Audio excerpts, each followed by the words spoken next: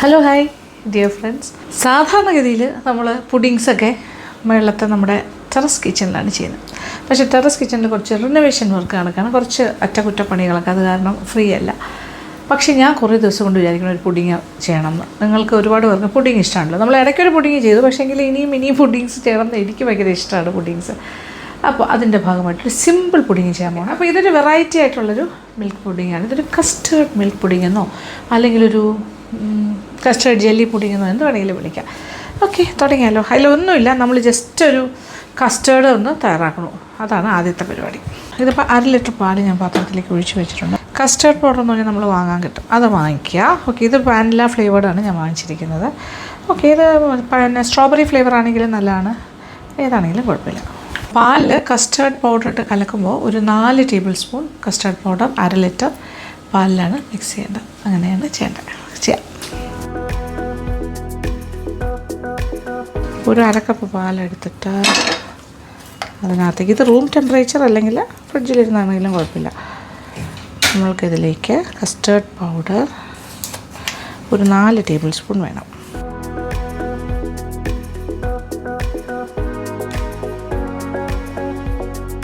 കുറച്ച് കട്ടിയുള്ള കൺസിസ്റ്റൻസിയിലാണ് നമ്മളത് ഉണ്ടാക്കുന്നത്, അതുകൊണ്ട് തന്നെ 4 ടേബിൾ സ്പൂൺ കസ്റ്റേർഡ് പൗഡർ കട്ടയിലൊന്ന് മിക്സ് ചെയ്ത് വയ്ക്കാം. ബാക്കി പാൽ തിളപ്പിക്കാനായിട്ട് വയ്ക്കുന്നു.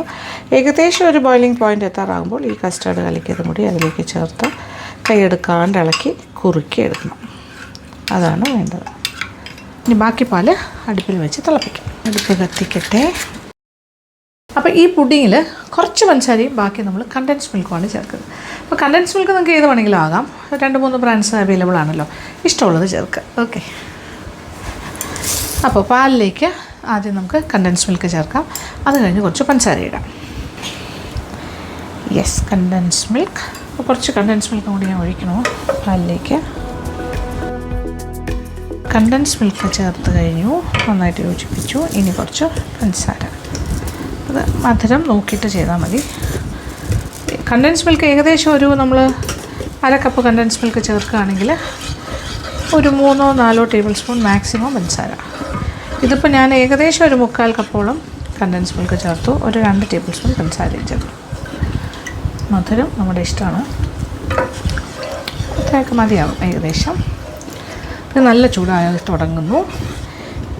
ഏകദേശം ഒരു ബോയിലിംഗ് പോയിൻറ്റിൽ എത്തുമ്പോൾ കസ്റ്റേർഡ് കലക്കി വെച്ചിരിക്കുന്നതും കൂടെ ചേർക്കാം. ഇപ്പം നല്ലൊരു ചൂടായിക്കൊണ്ടിരിക്കുന്നു. ഇനി ഇതിലേക്ക് കസ്റ്റേർഡ് ഏകദേശം ഒരു 1/2 കപ്പ് പാലിലാണ്, ബാക്കി പാലാണ് ഞാൻ ചൂടാക്കിയത്, ഒഴിച്ചു കൊടുക്കാം. കട്ടയിലാണ്ട് കലക്കി എടുത്തത്. ഇനി കൈയെടുക്കാണ്ട് ഇളക്കണം. ഇപ്പോൾ ടെക്സ്ചർ മാറി തുടങ്ങി, തിളയ്ക്കാറായി വരുന്നു. കാണുന്നുണ്ടല്ലോ, നല്ല ക്രീമി ആയിട്ട് തിക്കായി വരുന്നു. ഇനി കുറച്ചുകൂടി നല്ല തിക്കായിട്ട് വരും. തീരൽപ്പം ഒന്ന് കുറച്ച് കൊടുക്കണം. എടുക്കാണ്ട് ഇളക്കുവാണ്. ഇത് കുറച്ച് തിക്ക് കൺസിസ്റ്റൻസിയിലാണ് നമ്മളിത് തയ്യാറാക്കേണ്ടത്. സാധാരണ നമ്മൾ ഫ്രൂട്ട് സലാഡിന് വേണ്ടിയൊക്കെ ചെയ്യുമ്പോൾ ഇത്രയും തിക്കാക്കില്ല, കുറച്ചുകൂടെ ലൂസായിരിക്കും. കാര്യം ഇത് ഇരിക്കുന്തോറും കുറച്ചുകൂടി കട്ടിയാകും തണുക്കുമ്പോൾ. അത് കുറച്ചുകൂടി ലൂസറായിരിക്കും. അതായത് ഒരു 2 ടേബിൾ സ്പൂൺ മതിയാകും. 1/2 ലിറ്റർ പാലിൽ 2 ടേബിൾ സ്പൂൺ കസ്റ്റേർഡ്.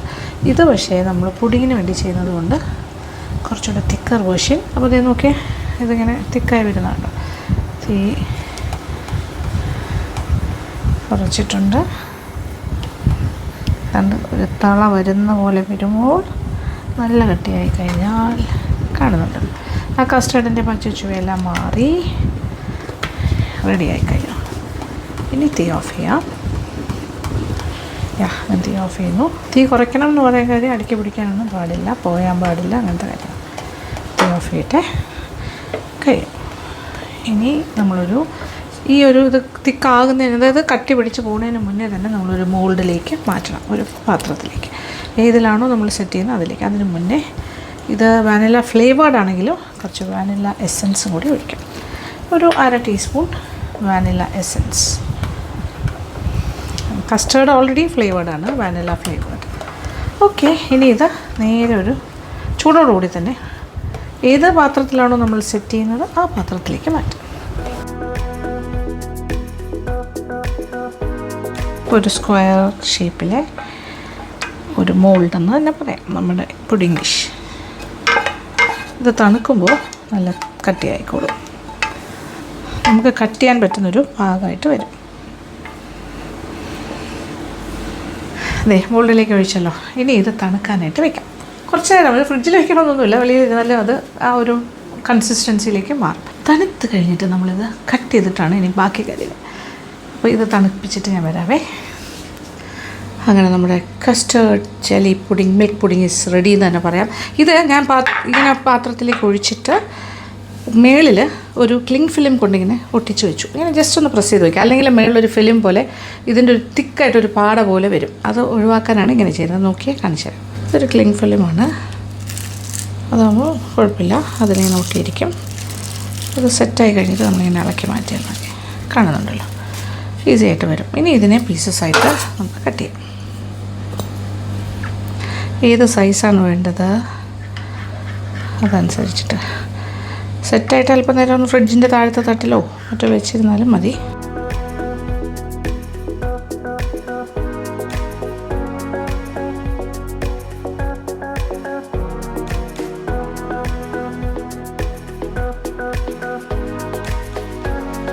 എന്നിട്ട് നമ്മുടെ കൈ കൊണ്ടിങ്ങനെ ഇളക്കിയെടുക്കും. അപ്പോൾ ഇതൊരു ജെല്ലി പോലെ, നോക്കിയേ, this is the jelly pudding.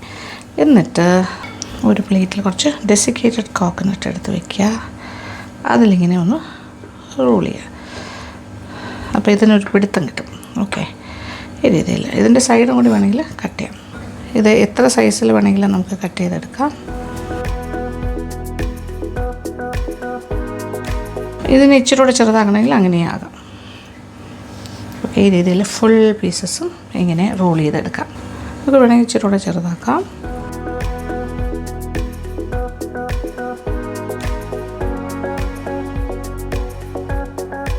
കാണാൻ ക്യൂട്ടിങ്ങനെ കുറച്ച് ചെറുതായിട്ട് ചെയ്യുമ്പോഴായിരിക്കും. ഇപ്പോൾ ചെറിയൊരു കോക്കനട്ട് ഫ്ലേവറും കിട്ടും കഴിക്കുമ്പോൾ. ഇനി കോക്കനട്ട് ഫ്ലേവർ ഇഷ്ടമില്ലാത്തവർക്ക് കൊക്കോ പൗഡറിൽ ഒന്ന് റോൾ ചെയ്തെടുത്താലും മതി. അതും വേറൊരു ഫ്ലേവർ ആയിരിക്കും.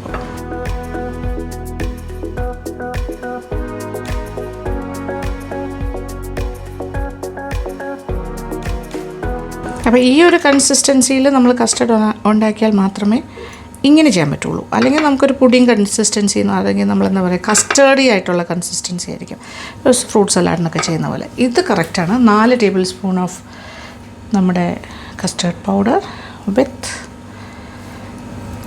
അതുപോലെ ഒരു 1/2 ലിറ്റർ പാല്.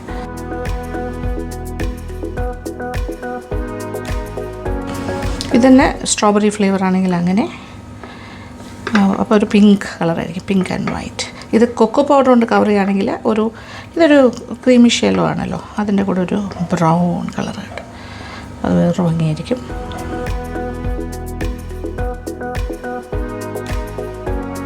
അങ്ങനെ കംപ്ലീറ്റ് നമ്മുടെ custard jelly pudding custard milk അങ്ങനെ പറയാം, custard jelly pudding is ready. കോട്ടിങ്ങോടുകൂടി custard jelly pudding, coconut jelly pudding എന്ന് പറയാം. കോക്കനട്ട് ഫ്ലേവർ ഉണ്ടല്ലോ. അപ്പോൾ ഇത് കുറച്ചൊരു ബ്ലാക്ക് പ്ലേറ്റിലേക്ക് വെക്കുകയാണെങ്കിൽ നിങ്ങൾക്ക് കുറച്ചുകൂടി കാണാൻ ഭംഗിയുണ്ടാവും. ഇത് നോക്കിക്കോളൂ.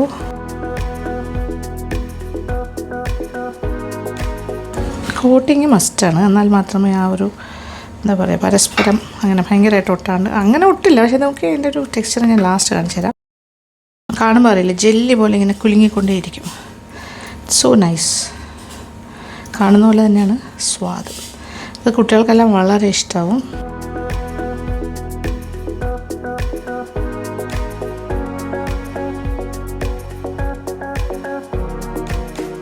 ഓക്കെ, നല്ല കുലുകുന്നുണ്ടോ? ജെല്ലി പോലെ ആടിപ്പൊളി. ടെക്സ്ചർ ഞാൻ കാണിച്ചു തരാം ഒരെണ്ണം. വാവ്, സോ യമ്മി. ഇത് നല്ല ചിൽഡായിട്ട് കഴിച്ചാൽ മതി.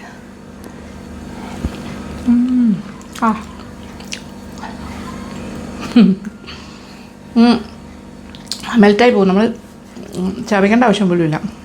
അതേസമയത്ത് ജലറ്റിനോ അങ്ങനത്തെ ഒരു കാര്യമല്ല, ചൈന ഗ്രാസ് ഇല്ല, ജലറ്റിനില്ല, ഒന്നുമില്ല. Just a custard. So easy to make അല്ലേ. കുട്ടികൾക്കെല്ലാം ഉണ്ടാക്കി കൊടുത്താൽ ഭയങ്കരമായിട്ട് ഇഷ്ടമാവും. കുട്ടികൾക്ക് മാത്രമല്ല, എല്ലാവർക്കും കഴിക്കാം. അടിപൊളിയാണ്. സോ ഇതുണ്ടാക്കി നോക്കുക. 3 ഇൻഗ്രീഡിയൻസ് ഉള്ള എളുപ്പത്തിന് ചെയ്യാം. ഓക്കെ, ഇഷ്ടപ്പെട്ടു എന്ന് തന്നെ വിചാരിക്കട്ടെ. അപ്പോൾ thank you so much. Thank you for watching and keep on watching Lakshmi Nair vlogs. Love you all.